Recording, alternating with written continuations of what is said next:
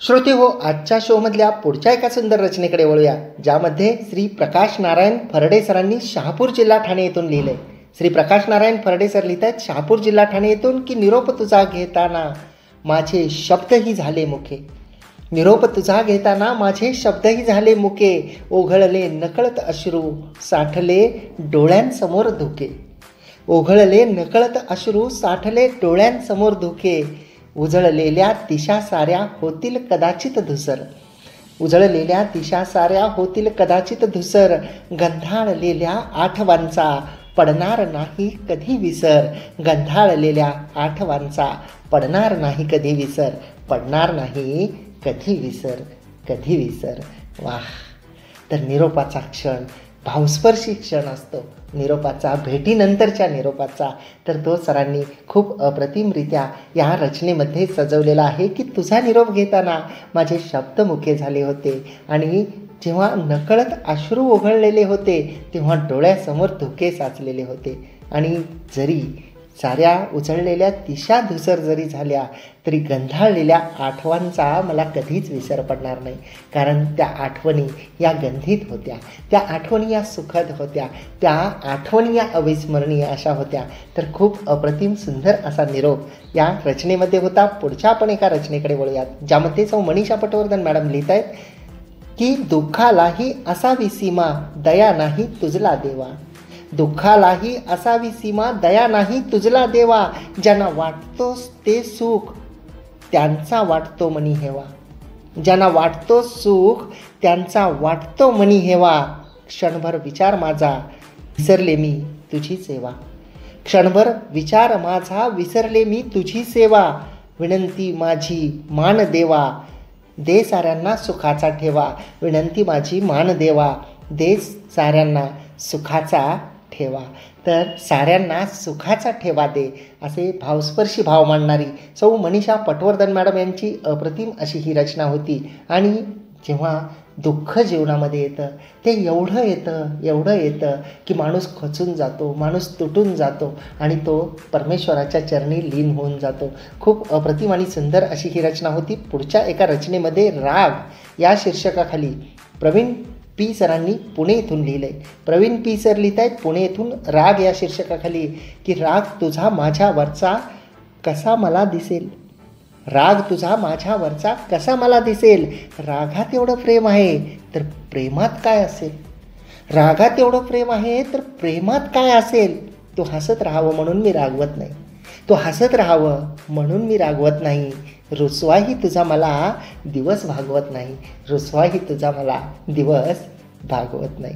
तर राग आणि त्या रागातलं प्रेम, राग एवढा तर प्रेम किती. आणि प्रेम म्हटलं की राग आला, परंतु तो राग व्यक्त करण्याची पद्धत, तो राग व्यक्त करण्याची वेळ काळ, तो राग किती काळ ठेवायचा याची मर्यादा, या साऱ्या गोष्टीसुद्धा नात्यामध्ये खूप महत्त्वाच्या ठरतात, नाही का.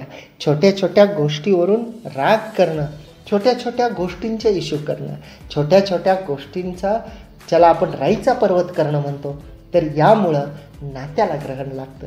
म्हणून प्रेमामध्ये राग असावा, नात्यामध्ये राग असावा, पण तो क्षणभंगूर असावा. नात्यामध्ये राग हा मिठा एवढा असावा आणि प्रेम हे साखरे एवढं असावं. खूप सुंदर अशी ही रचना होती. आणि याबरोबरच पुढच्या एका सुंदर चारोळीमध्ये सरिता कलढोणे मॅडम लिहित आहेत शिवजन्मभूमी जुन्नर येथून.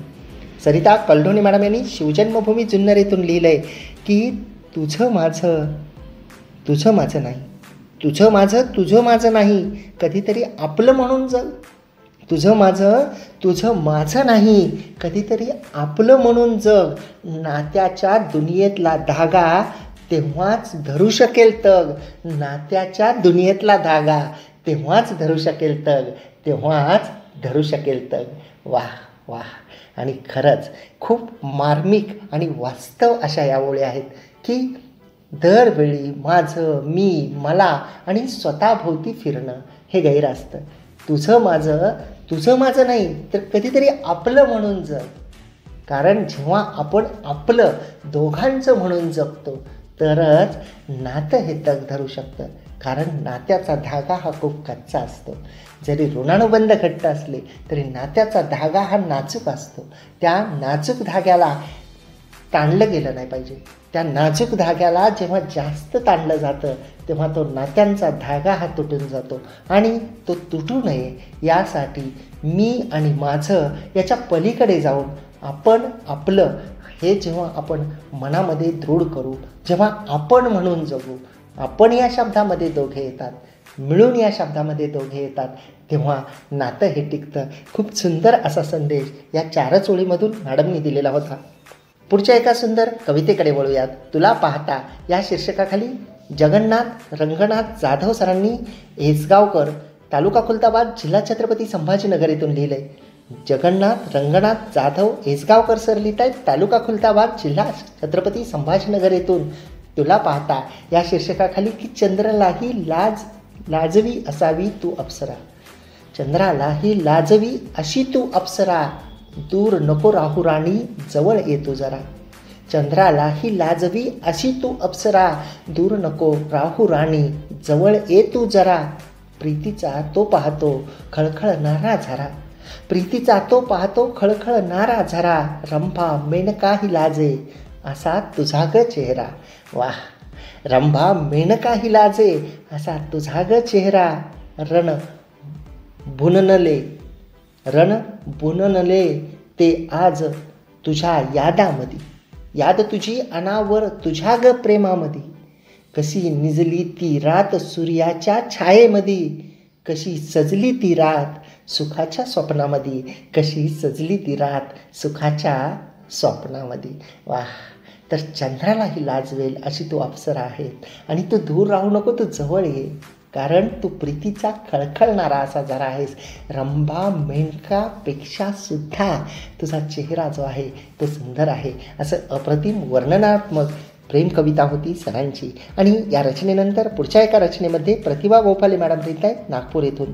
प्रतिभा गोपाले मॅडम यांनी नागपूर येथून लिहिलं आहे की तुझं माझं नातं जणू राधाकृष्ण प्रीत, तुझं माझं नातं जणू राधाकृष्ण प्रीत. मनाच्या बासरीने गातो आपण गीत, मनाच्या बासरीने गातो आपण गीत. एकनिष्ठ प्रेमाचीच सांगूया रे रीत, एकनिष्ठ प्रेमाचीच सांगूया रे रीत. होईल एक दिवस आपल्या प्रेमाची जीत, होईल एक दिवस आपल्या प्रेमाची जीत. वाह, तर तुझं माझं नातं म्हणजे राधाकृष्णासारखं आहे आणि त्या मनाच्या बासरीने आपण गीत गात आहोत. खूप अप्रतिम सुंदर अशी ही प्रेम कविता होती. आणि पुढच्या एका कवितेमध्ये गरिबी या शीर्षकाखाली शेख पीरपाशा इसाक सरांनी दिंडेगाव, तालुका व जिल्हा लातूर येथून लिहिलं आहे. शेख पीरपाशा इसाक सर लिहित आहेत, राहणार दिंडेगाव, तालुका व जिल्हा लातूर येथून. गरिबी शीर्षकाखाली की विचार करतो मी एकटाच गरिबी किती वाईट असते, विचार करतो मी एकटाच गरिबी किती वाईट असते. अपमान सहन करण्याची ताकद गरिबीतच असते, अपमान सहन करण्याची ताकद गरिबातच असते. गरीब जरी असला तो स्वाभिमानी नक्की असतो, गरीब जरी असला तो स्वाभिमानी नक्की असतो. आज ना उद्या होईल भले आशेवर तो जगत असतो, आज ना उद्या होईल भले आशेवर तो जगत असतो. आणि खरं आहे की गरिबी ही खूप वाईट असते, गरिबीला कायम अपमान झेलावा लागतो, कारण ते सहन करण्याची शक्तीसुद्धा त्या गरिबामध्ये असते. आणि गरीब हा नेहमी स्वाभिमानी असतो, म्हणूनच तो कधी कधी गरीब राहतो, कारण तो सद्गुणी असतो, सत्यवचनी असतो आणि तो तत्वाशी एकनिष्ठ असतो. खूप अप्रतिम सुंदर अशी ही गरिबी सरांनी शब्दबद्ध केलेली होती. आणि परिवर्तन शीर्षकाखालील पुढच्या एका रचनेमध्ये वैशाली राऊत मॅडम यांनी नागपूर येथून लिहिलं आहे. वैशाली राऊत मॅडम लिहित आहेत नागपूर येथून परिवर्तन शीर्षकाखाली की जीवनात गरजेचे असे सद्विचाराचे वागणे, सुखी आयुष्याचा मंत्र परिवर्तन स्वतःत आणणे. जीवनात गरजेचे असे सद्विचाराने वागणे, सुखी आयुष्याचा मंत्र परिवर्तन स्वतःत आणणे. राग लोभ मोहाला परिवर्तित करावे प्रेमात, राग लोभ मोहाला परिवर्तित करावे प्रेमात. जगा आणि जगू द्या विचार ठेवावा मनात, जगा आणि जगू द्या विचार ठेवावा मनात, विचार ठेवावा मनात. वाह वाह. आणि खरं आहे की जीवनामध्ये परिवर्तन हे खूप गरजेचं असतं आणि तोच सुखी आयुष्याचा मंत्र असतो. कारण आपण राग, लोभ आणि मोह याला जेव्हा प्रेमामध्ये परावर्तित करतो तेव्हा आपलं जीवन सुंदर बनून जातं. आपण आनंदी राहतो, आपण समाधानी राहतो आणि प्रत्येकाच्या मनामध्ये जगा आणि जगू द्या हा जर विचार रुजला तर सगळं जग आनंदी होऊन जाईल, नाही का? आणि जसं की आपल्या FM टॅगलाईन आहे की आनंदी राहा, आनंद लुटा. रेडिओ पुणेरी आवाज 107.8 FM तुम्ही आहात तुमच्या आवडीच्या शोमध्ये, म्हणजेच हा खेळ शब्दांचा या कविता व चारोळ्यांच्या शोमध्ये माझ्यासोबत म्हणजेच RJ कैलाससोबत. आनंदी राहा, आनंद लुटा. पुढच्या एका चारोळीमध्ये चित्रा गोतमारे काळे मॅडम लिहित आहेत, मुक्काम मोहम्मदपूर, जिल्हा यवतमाळ येथून. चित्रा गोतमारे काळे मॅडम यांनी मुक्काम मोहम्मदपूर, जिल्हा यवतमाळ येथून लिहिलंय की गावातला आणि शहरातला रक्ताचे नाते करतात फरक. गावातला आणि शहरातला रक्ताची नाते करतात फरक. फॅशनेबल झाली ही दुनिया, कष्ट करतात गावातील लोक. फॅशनेबल झाली ही दुनिया, कष्ट करतात गावातील लोक. तर गाव आणि शहर यातील फरक दर्शवणारी मॅडमची ही सुंदर अशी चारोळी होती. आणि काल महिमा या शीर्षकाखालील पुढच्या एका रचनेमध्ये प्रभाकर पराटे सरांनी लिहिले चंद्रपूर येथून. काल महिमा या शीर्षकाखाली प्रभाकर पराटे सर लिहित आहेत चंद्रपूर येथून की सरत्या वर्षाला हार्दिक वंदन, नववर्षाचे उल्हासात आगमन. सरत्या वर्षाला हार्दिक वंदन, नववर्षाचे उल्हासात आगमन. नव्या वर्षाचे आनंदाने करू स्वागत. काळ हा अमर्याद अनंत, काळ हा अमर्याद अनंत. जुने जाणार, नवे येणार. सृष्टीतील घटनांचा काळ साक्षीदार, सृष्टीतील घटनांचा काळ साक्षीदार. काळापुढे नतमस्तक लहान थोर. काळाची महती अपार, काळाची महती अपार. आणि खरंय की दरवर्षी जुनं वर्ष जातं, नवीन वर्ष येतं.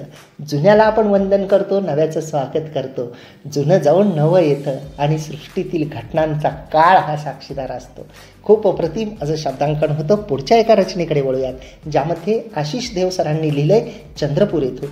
आशिष देव सर लिहित आहेत चंद्रपूर येथून तत्वनिष्ठता या शीर्षकाखाली की बसू नये कुंपणावर, राहावे ठाम आपल्या भूमिकेवर.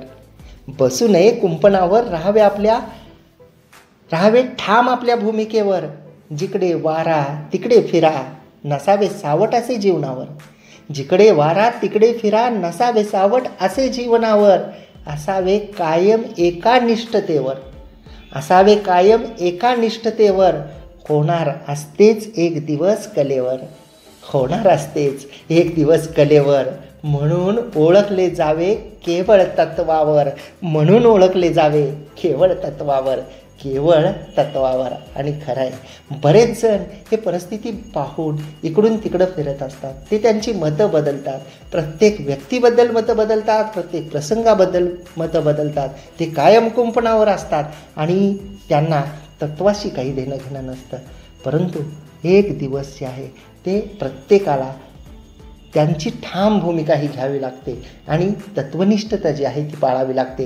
याबद्दलचे सुंदर असे भाव या रचनेमध्ये होते. पुढच्या एका रचनेमध्ये ज्योतिलीला प्रभाकर मॅडम यांनी लिहिले चंद्रपूर येथून. ज्योतिलीला प्रभाकर मॅडम लिहित आहेत चंद्रपूर येथून. तेजोनिधी या शीर्षकाखाली की चालला तेजोनिधी परत येण्यासाठी, फिरते चक्र काळाचे रवीच्या जाण्या येण्याने. चालला तेजोनिधी परत येण्यासाठी, फिरते चक्र काळाचे रवीच्या जाण्या येण्याने. आज आपला सवेन येतो, आज आपला सवेन येतो. आपला उद्या घेऊन येतो, आपला उद्या घेऊन येतो. वाह, खरंच तेजोनिधी, काळाचं फिरणारं चक्र आणि आज आपल्याला सोबत नेतो आणि उद्याचा घेऊन येतो. सुंदर असं शब्दांकन होतं. आणि पुढच्या आपण एका रचनेकडे वळूयात, ज्यामध्ये सौ दुर्गा देशमाने राऊत मॅडम लिहित आहेत. सौ दुर्गा देशमाने राऊत मॅडम यांनी लिहिलंय प्रेम आत्मा जीवनाचा या शीर्षकाखाली की तीच अमृत संजीवनी नवतारुण्य खुलवी. तीच अमृत संजीवनी नवतारुण्य खुलवी, भेगाळल्या अंतःकरणी. तीच अमृत संजीवनी नवतारुण्य खुलवी, भेगाळल्या अंतःकरणी. ठाव लागे जगण्याचा किरण आशेचा जागतो, ठाव लागे जगण्याचा किरण आशेचा जागतो. जेव्हा पाषाण हृदयी शोध प्रेमाचा लागतो, जेव्हा पाषाण हृदयी शोध प्रेमाचा लागतो, शोध प्रेमाचा लागतो. वाह, तर प्रेम आत्मा जीवनाचा या शीर्षकाखालील खूप अप्रतिम शब्दांकन या रचनेमध्ये होतं की ठाव लागे जगण्याचा किरण आशेचा जागतो तेव्हा पाषाण हृदयी शोध प्रेमाचा लागतो. कारण प्रेम ही अशी गोष्ट आहे जी पाषाण हृदयाला सुद्धा पाझर फोडू शकते, नाही का. आणि पुढच्या एका रचनेमध्ये गणेश सदाशिव साळवी सर लिहित आहेत इंदापूर रायगड येथून. गणेश सदाशिव साळवी सरांनी इंदापूर रायगड येथून लिहिलंय पुन्हा दिवाळी या शीर्षकाखाली की 500 वर्षाचा वनवास तपश्चर्या जणू झाली पूर्ण. 500 वर्षाचा वनवास तपश्चर्या जणू झाली पूर्ण. अयोध्येत श्रीरामाची झोपडी ही झाली सुवर्ण. वाह. अयोध्येत श्रीरामाची झोपडी ही झाली सुवर्ण. अयोध्या नगरी पुन्हा सजणार विराजमान होणार प्रभू श्रीराम. अयोध्या नगरी पुन्हा सजणार विराजमान होणार प्रभू श्रीराम. होणार साजरी पुन्हा दिवाळी उजळून निघतील सारे धाम. उजळून निघतील सारे धाम. उजळून निघतील सारे धाम. वाह. तर आपल्या सर्वांना माहीत आहे की प्रभू श्रीरामाच्या प्रतिष्ठापनेच्या निमित्तानं सर्व देश जो आहे तो आनंदित आहे, उल्हासित आहे. पुन्हा नवी दिवाळी जी आहे ती होणार आहे. त्या अनुषंगाने सरांचे हे अप्रतिम असे भाव होते. आणि या पुढच्या एका रचनेमध्ये सौ अंजली सुनील जंगम मॅडम यांनी बदलापूर ठाणे येथून लिहिले. सौ अंजली सुनील जंगम मॅडम लिहित आहेत बदलापूर ठाणे येथून फक्त तूच या शीर्षकाखाली. त्यांनी चारोळीमध्ये लिहिलं आहे की मित्र पण तूच आणि सखाही तूच. मित्र पण तूच आणि सखाही तूच. एक पण तूच आणि लाखात पण तूच. एक पण तूच आणि लाखात पण एक तूच. क्षमा ही तूच राग पण तूच. क्षमा ही तूच राग पण तूच. जीवनाच्या प्रवासात मला हवा माझ्यासाठी फक्त तूच. जीवनाच्या प्रवासात मला हवा माझ्यासाठी फक्त तूच. तर फक्त तूच. आणि तू का हवा आहे, तू कोण आहेस याचं शब्दांकन करताना मॅडमनी लिहिलं आहे की मित्र पण तूच आणि सखाही तूच. एक पण तूच आणि लाखात एक पण तूच. खूप अप्रतिम सुंदर भावस्पर्शी भाव या चारोळीमध्ये होते.